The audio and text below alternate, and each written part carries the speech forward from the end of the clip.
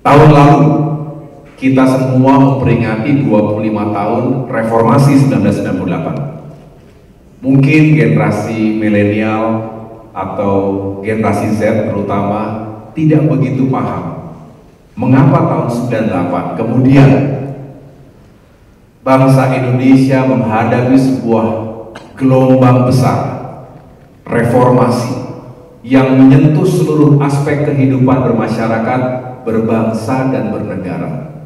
Ada sesuatu yang besar yang kemudian mengubah jalan sejarah kita selamanya.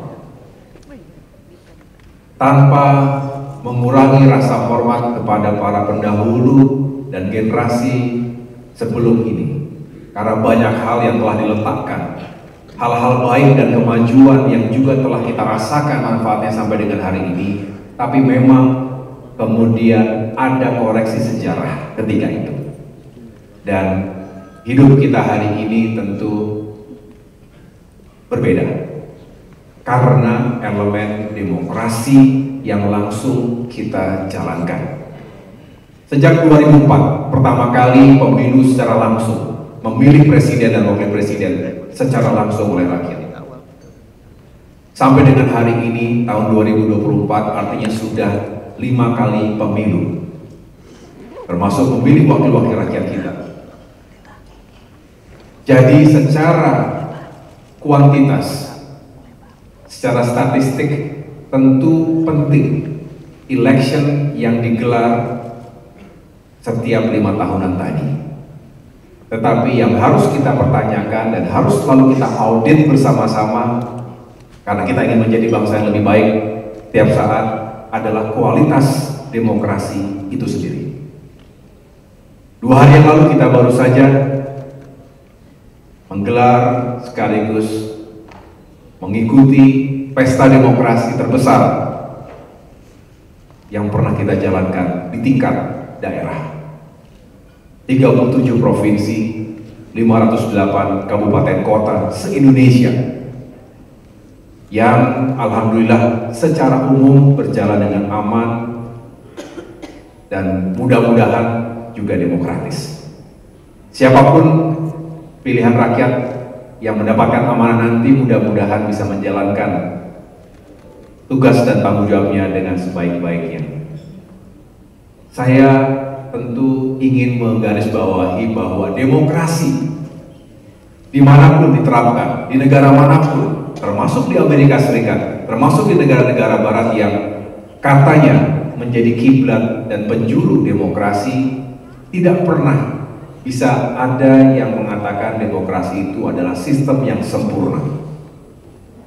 Ada cacat di sana sini, ada kekurangan dan kelemahan di sana sini, itu tentu. Tetapi kita juga bisa menyampaikan testimoni bahwa dan sekaligus punya keyakinan demokrasi jika diterapkan dengan baik dan bertanggung jawab tentu lebih baik dibandingkan sistem-sistem politik dan pemerintahan lainnya. Bapak Ibu setuju? Setuju demokrasi lebih baik? Tetapi tentu kita harus terus memperbaiki dan menyempurnakan demokrasi dan kehidupan berbangsa di Indonesia. Mudah-mudahan partisipasi publik juga akan menghadirkan checks and balances. Artinya checks and balances ini bukan hanya antara eksekutif dengan legislatif, tetapi juga semua stakeholder bangsa ini turut memonitor, turut melihat benar tidak arah bangsa kita, benar tidak jalannya pemerintahan, termasuk kehidupan politik, ekonomi, sosial, dan lain sebagainya yang begitu kompleks. Artinya tidak ada satu orang, tidak ada satu lembaga yang mampu menjalankan itu sendiri. Perlu partisipasi seluruh rakyat Indonesia. Tidak melihat identitasnya dan status sosialnya.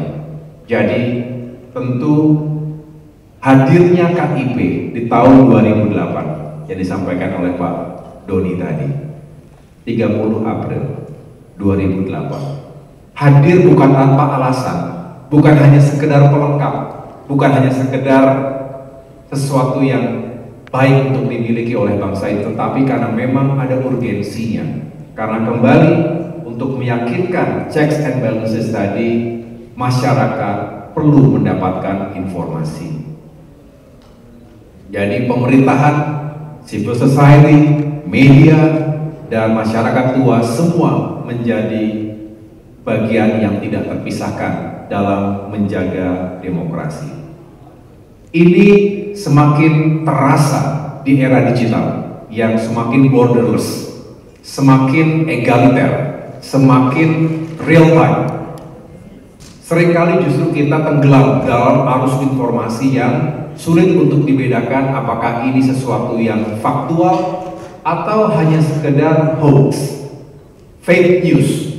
Dan yang lebih berbahaya dalam kehidupan berbangsa kalau kita menjadi konsumen tetap dari berita bohong yang mengadu domba sesama anak bangsa. Cost-nya terlalu tinggi, berbahaya. Dalam carut-marut kontestasi politik misalnya, kalau beredar luas disinformasi, fitnah, black campaign, karakter assassination, maka dampaknya bukan hanya selesai pilkada atau pemilu, tetapi bisa panjang dan berkelanjutan. Apalagi kalau sudah menyentuh yang paling hakiki, yaitu identitas yang kita bawa sejak lahir, agama, ras, suku, dan lain sebagainya. Mari kita jaga jangan sampai itu terjadi, dan kalau sudah terjadi segera kita tutup luka itu dan cari jalan kebersamaan ke depan. Bapak Ibu sekalian, kalau saya bisa menyampaikan yang berkaitan dengan portfolio Kementerian Koordinator Infrastruktur dan Pembangunan Kewilayahan, izinkan saya memperkuat apa yang sudah disampaikan oleh Pak Doni, termasuk Ibu Moli tadi, bahwa pertama kita harus yakinkan aksesnya bisa tersedia dengan baik. Akses terhadap informasi tentu pertama dan utama harus tersedia infrastruktur informasi itu sendiri, infrastruktur digital.